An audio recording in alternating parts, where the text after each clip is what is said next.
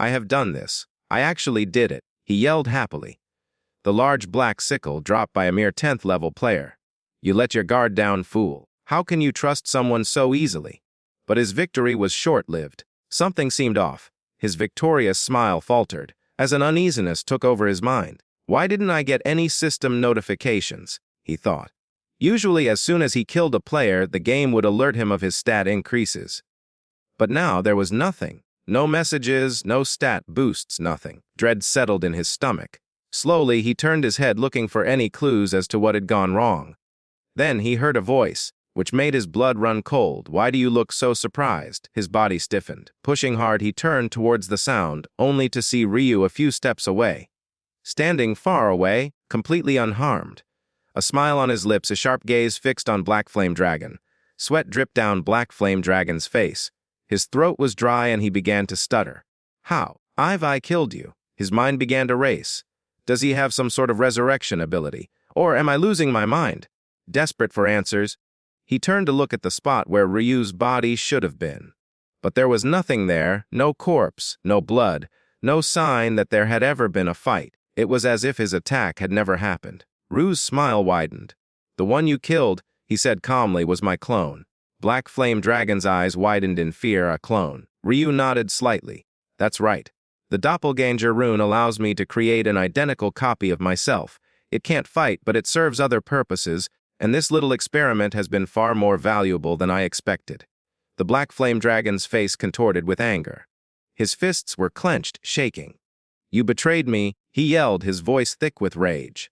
The expression on Ryu's face darkened. His sharp eyes were fixed on the Black Flame Dragon. Betrayed you, he repeated, his voice laced with cold amusement. Are you really trying to be the victim here? Let me remind you, I was the one whose skull was nearly split open by the axe. Who's the real victim? The Black Flame Dragon spat, his frustration boiling over. The victim? You were the one who robbed me blindly.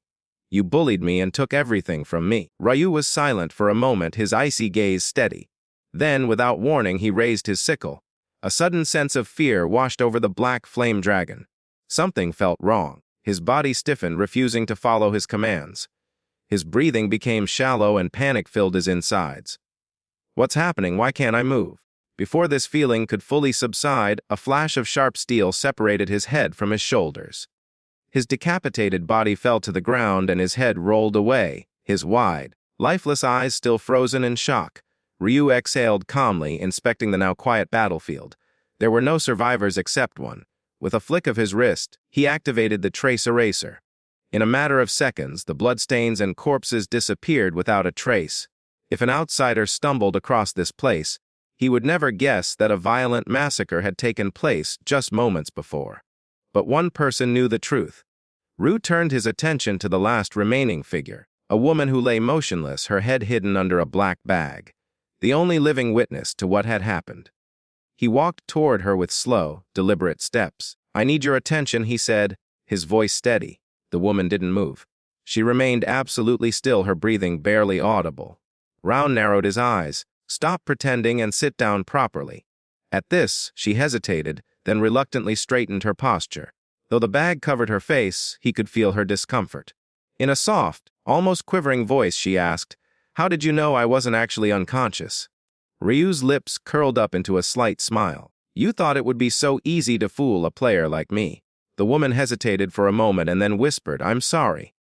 Then, shifting uncomfortably, she asked, This bag is really full. Can I take it off now? Ryu's reply was immediate and firm. No, keep it on until I leave. She nodded slightly. Okay? Without wasting time, Ryu said. How many customers have been here before? Do you remember their faces? The woman thought for a moment before answering. They were 4. One of them was an old man, probably around 40 or 45. I talked to him so I remember him clearly. But the rest, their faces are blurry. Ryu watched her carefully, analyzing every word. She wasn't lying. Her uncertainty was genuine. She just needed to confirm if she saw his face. Satisfied, she gave a brief nod. That's all I wanted to know. The woman swayed slightly, a hint of uneasiness in her voice. So, does that mean I'm safe? It's over now? Ryu's voice was steady but firm. Yes, you can go home without worrying. It won't be easy. But try to forget what happened here today. And don't go to the authorities unless it's very urgent. It will only make things worse for you. There's always the possibility of retaliation. A shiver ran down her spine, but she nodded in understanding. I won't say anything. Rue turned slightly, ready to leave. Good. Now, count to 60 before you remove the bag. Not a second too early. The woman swallowed nervously and began counting in a low voice. As she did so, the silence around her grew heavy. The only sound was the soft rustling of the wind on the bag covering her face. 58, 59, 60. With shaking hands she shook the bag, her eyes darting around in search of the man who had spared her. But the place around her was eerily empty. The ruined shop remained, but there was no corpse, no blood, no sign that a violent fight had ever taken place. It was as if everything had vanished into thin air. Her breath caught. Was it all a dream? She looked around the place once more, desperate to find some clue to the mysterious man who had saved her, but there was nothing. Only an unsettling silence was left. Doubt clouded her mind, and she muttered once more, did this really happen? The truth lost in the void of uncertainty would haunt her for a long time. Leaving the scene behind, Rue returned home. As soon as he stepped inside, Ryuwon greeted him at the door. Why are you wearing my hoodie? Won asked, eyeing him suspiciously. Ryu didn't bother to answer and simply walked past him. Without pausing, Won followed him and asked another question. Did you eat anything? No, Ryu replied coldly. Then at least order some food. Okay, Ryu agreed. Without saying another word, he took off the hoodie and threw it in the trash. Won, looking at it, frowned. Why are you throwing it away? I'll buy you a new one, Ryu said plainly. He had no intention of making Won wear something that could cost someone else their life. Won didn't press the issue. Instead, with a dejected expression, he mumbled, schools are closed, and with all these players running wild outside, I can't even leave the house. Ryu could sense the desperation in his voice. To boost his morale, he casually asked, how about a trip to Everland? Won's eyes lit up immediately. Really? Can we go? Yeah, so let's go. Won's excitement was palpable. The next day, the brothers arrived at Everland. It had been a while since their last visit, and Ryu was relieved to see Won's genuine happiness. This place is still running, Ryu said as he walked in. Most places like this have closed, but Everland is still running. As they passed a shop, they saw a family walking out, each of them wearing a pair of furry rabbit ears. Won's eyes lingered on them for a moment, then he said, I want to try them on too. They chose panda ear headbands instead. The next moment, they were both standing there, looking unexpectedly cute with the accessories. Ryu snapped a few photos, capturing this rare light-hearted moment. From that moment on, Won wanted to try everything. They rode roller coasters, explored various attractions, and even watched pandas play in their enclosure. Ryu was content to see his little brother having fun without a care in the world. However, the mood changed a bit when Won suddenly went silent.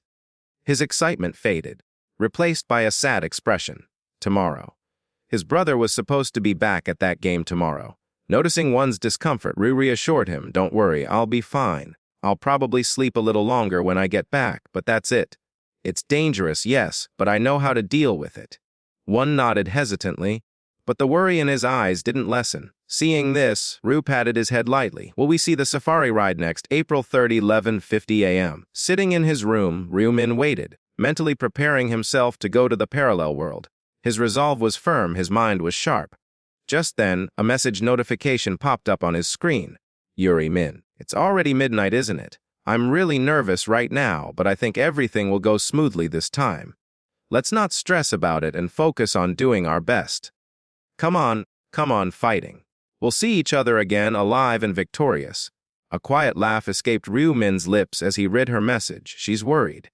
That long message makes it clear. It wasn't surprising. After all, he had warned her in detail about the dangers of the 5th round. But she didn't need to worry. From this point on, he would be her shield. Starting from the 5th round, the zones were ready to merge, which meant he would finally meet Min Yuri.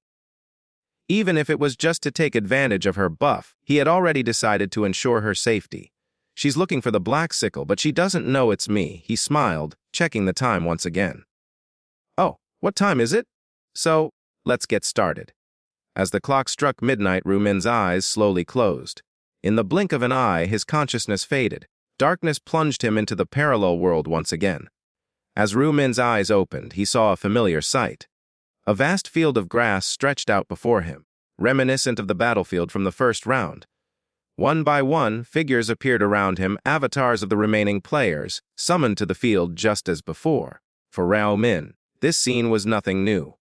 He had seen it happen many times, but for many others it was different. There was tension in the air, and it wasn't just because of the round ahead. The crowd had thinned out considerably. "What? Is it really all of us?" Someone muttered. "There's no way. More players will arrive soon. Don't fool yourself. Last round, we had about 500 left. Now that I think about it, yes, the numbers seem about right. It's too quiet, something seems off."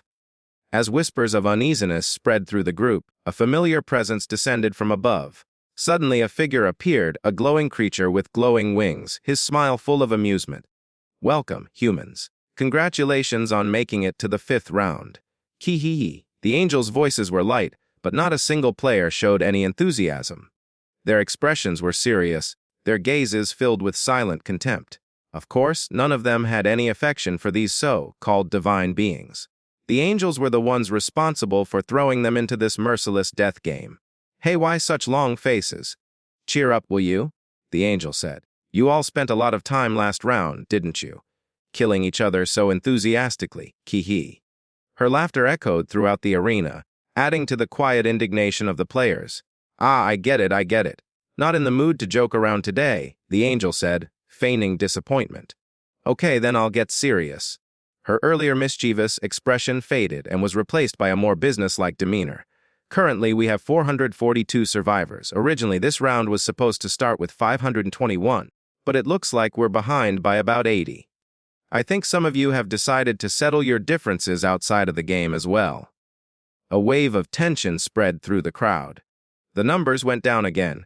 Why do they keep going down like this? The angel, unfazed by their reactions, continued. "Well, whatever happens in your world is none of my concern. However, there are only a little over 400 of you left, so things are going to start to get a little dull." A sinister smile formed on the angel's lips. "So, I took the liberty of making something special.